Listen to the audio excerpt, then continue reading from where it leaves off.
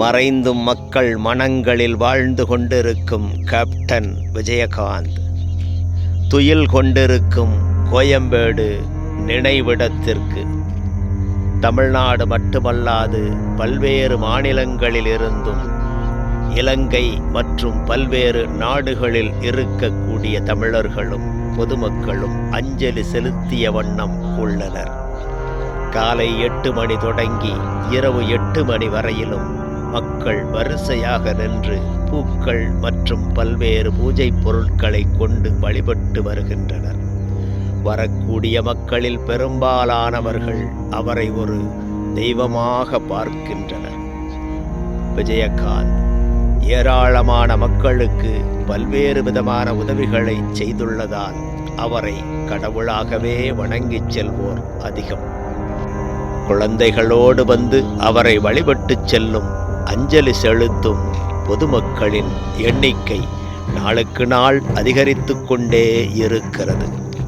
அவர் மறைந்து 125 நாட்களில் சுமார் 15 லட்சம் பேர் அவரது நினைவிடத்தில் அஞ்சலி செலுத்தி உள்ளதாக தெரிய வருகிறது. கேப்டன் மறையவில்லை, மக்களின் மனங்களில் வாழ்ந்து கொண்டுதான் இருக்கிறார். அது மட்டுமல்லாது வருவோர் அனைவருக்கும் மதியம் 12 மணியிலிருந்து இரவு வரையிலும் தரமான உணவு அன்னதானமாக வழங்கப்படுகிறது. உலகில் எத்தனையோ தலைவர்கள் இருந்தார்கள், இறந்தார்கள். அவர்களது நினைவிடங்களில் இவ்வளவு பெரிய கூட்டம் வருவதும் இல்லை, உணவு வழங்கப்படுவதும் இல்லை. அன்னதானம் என்பது அவர் மறைந்த நாள் முதல் இன்று வரையிலும் தொடர்ந்து செயல்பட்டு வருகிறது.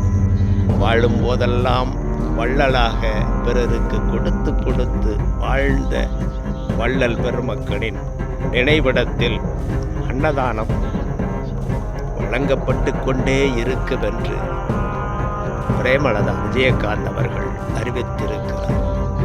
இந்த சூழ்நிலையில் அவரது நினைவிடத்திற்கு வந்த பொதுமக்களின் எண்ணிக்கையை கணக்கில் கொண்டு உலக சாதனை விருதாக லிங்கன் புக் ஆஃப் ரெக்கார்ட்ஸ் சார்பில் கேப்டன் நினைவிடத்திற்கு உலக சாதனை விருது வழங்கப்பட்டுள்ளது.